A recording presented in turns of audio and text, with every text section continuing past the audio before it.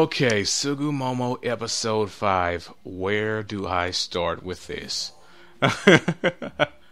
Well, this episode was mostly about Kazuya and his need for training because what happened last time was a fluke. And he can't do much of anything on his own. It was pitiful. And also, apparently, she can't do anything in that form. Now that she's used up her power, apparently she used the energy that she would need to sustain her existence. I believe she said. Like, let's put this in a different terminology.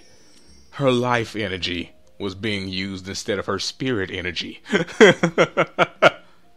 So, once she did that, she shrunk. And now she's slowly, still slower, a little bit slower than that, slowly regaining her energy, or power, or whatever you want to call it. So yeah, right now, she was explaining in this episode how basically basically how the flip, I cannot remember what those creatures are freaking called. Give me a second. It'll come to me. The Tsukumogami. Yes, there we go. Those things. Apparently they take human forms so they can function without their masters. But the thing is, when they're in a human form, they could die the same way a human does. Also, in their regular forms, if they get damaged, they'll be, extreme damage, they'll be screwed. Just like being stabbed as a human. So, we got a pretty decent amount of information. I had to take a breath there. And a couple more things in this episode that happened. We saw the guy from the first episode again. The trap guy. The trap queen. We saw that guy, but you couldn't tell it was him because he looks like a real G when he's not all girly. I was like, this is a pretty cool dude. Who is this? Besides his voice is not very manly at all. But when I first saw him, I said, who's this guy? He looks kind of cool. And then he said, oh, wait a second, you may remember me if I do this. And he went boom, boom, boom, threw his hands through his hair, and I was like, no, you're the trap? How does that even work? You can't be real, sir. But he was. And basically the reason why he was brought into it was because he had been dealing with a dude who was trying to start his own club, I believe it was. A tabletop RPG club. He wanted to play D&D at school. And they wouldn't let him. He was like, no, you have not met the requirements. And he was like, I thought you might say that. And apparently he had a sketchbook that was oh goodness, I can't remember the name of these things. The one with the A. I don't remember what it's called. I'm sorry. These names are confusing. But basically the bad version of the Tsukumogami thingamabobber. And his was a sketchbook. And anything he drew into it came to life. It was made real. And he made a minotaur.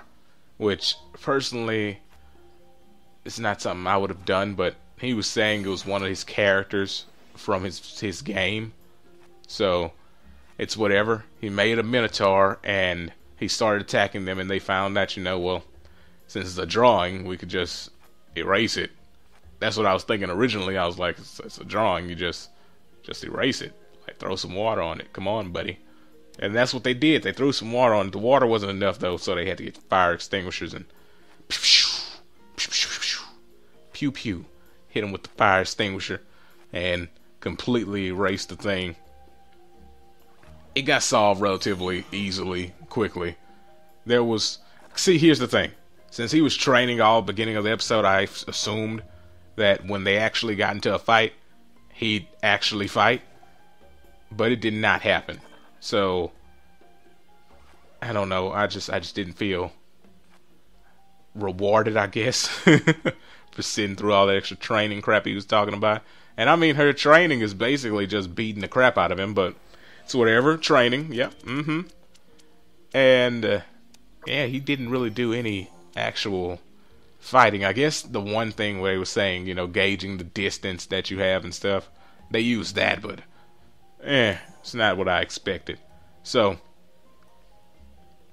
this was a fun little episode.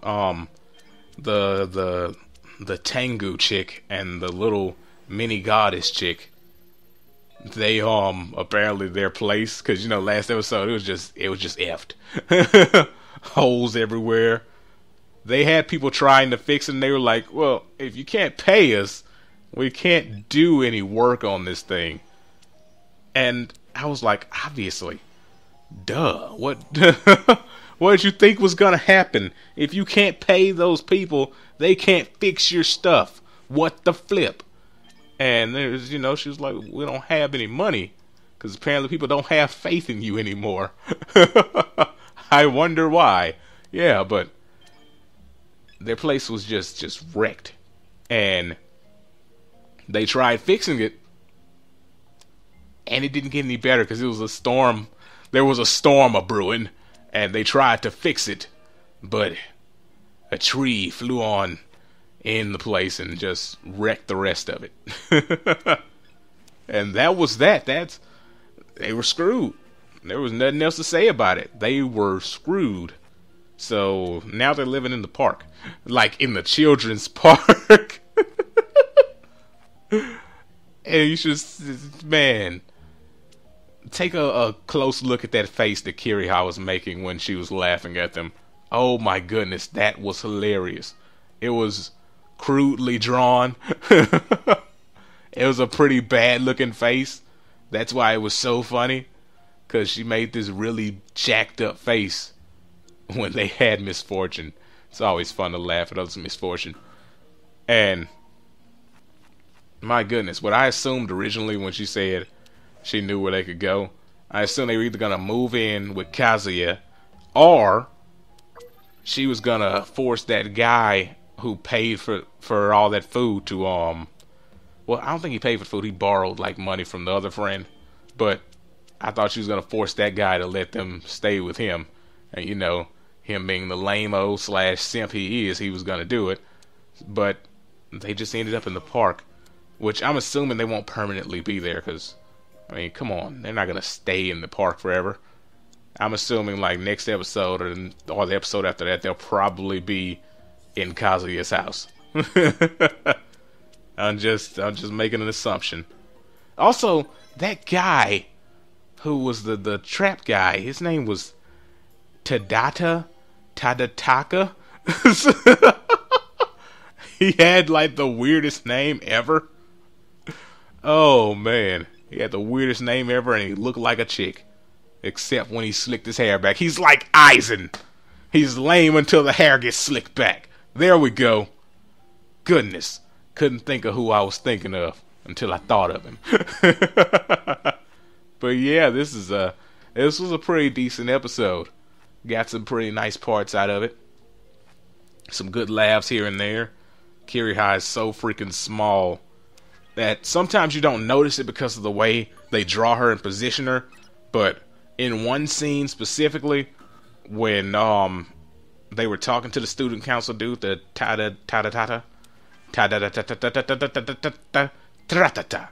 that guy, they showed her in comparison to those two, to him and Kazuya, and she was really small. Like, I hadn't paid attention to her being that small, but she's really small. Because, like, when they did the bath scene and she sat on him and wrapped her legs around him and stuff, I was like, oh, she's kind of smaller than him. But until then, I didn't see how truly small she was. Like, goodness. Speaking of the bath scene, when she did that whole thing of sitting on him, I was like, does she not expect any reaction out of him?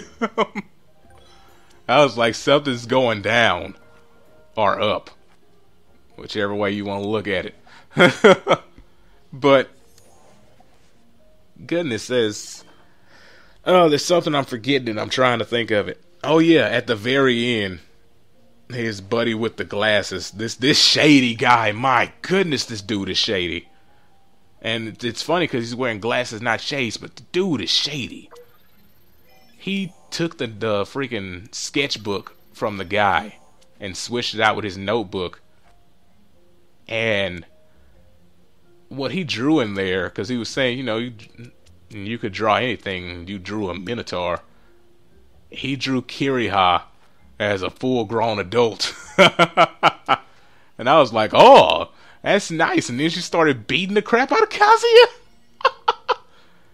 Oh, it was so bad. But it was so good at the same time. That was very enjoyable. Like, this whole episode was just, it was nice. Hoping the next one will be just as good. Anyway, tell me what you guys thought about this.